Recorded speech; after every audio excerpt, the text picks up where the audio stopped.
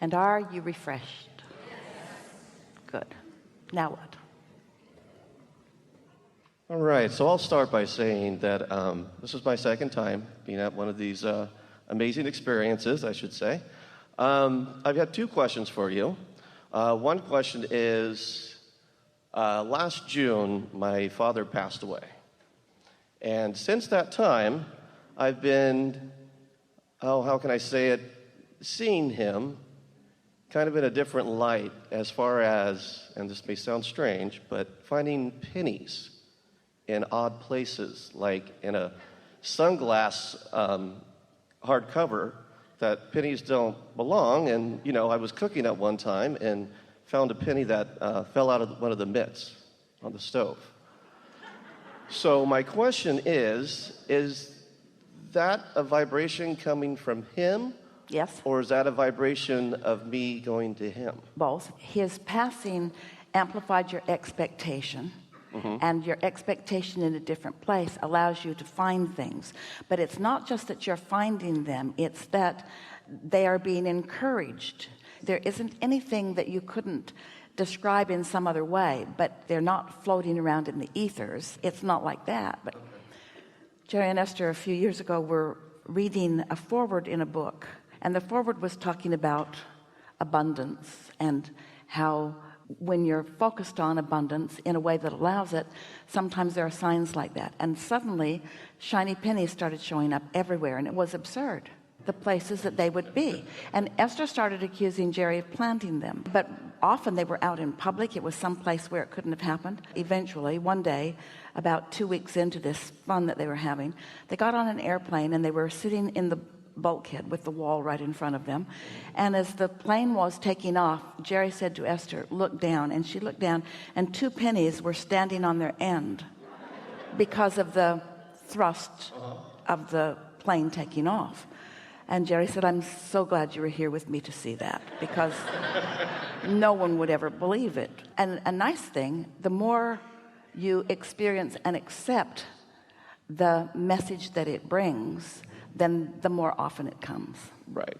And it's happened a lot of times, which I'm really grateful for. Yeah. Which is a great thing. Yeah. And another part of that question is, I was working with my dad. We own a real estate brokerage in Southern California, up in Orange County.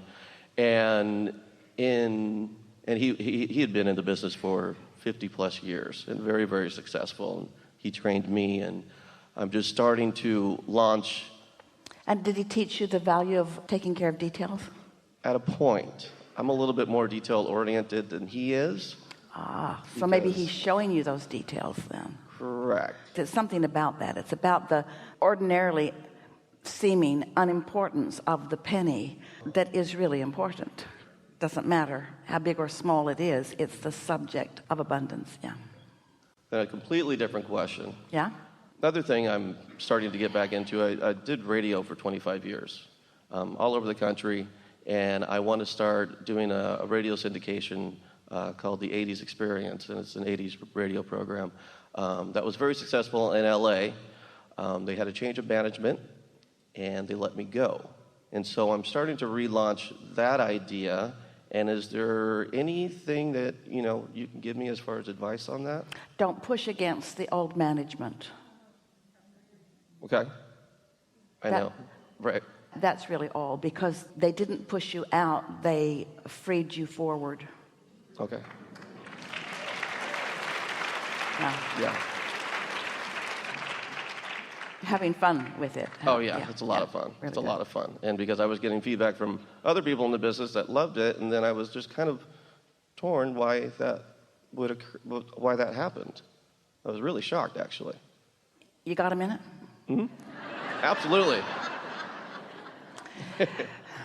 There's a piece of something that we think is worth talking about, and that is, we were talking earlier today about how things that are past are not forward, but there's a lot of what people would describe as nostalgia. There's a lot of what some might call centering in looking back at, and so you may want to take a unique approach to all of that, because while there is some value in finding a comfortable starting point. There is so much more now than then. Right. Very, very true. There's no comparison to the potential.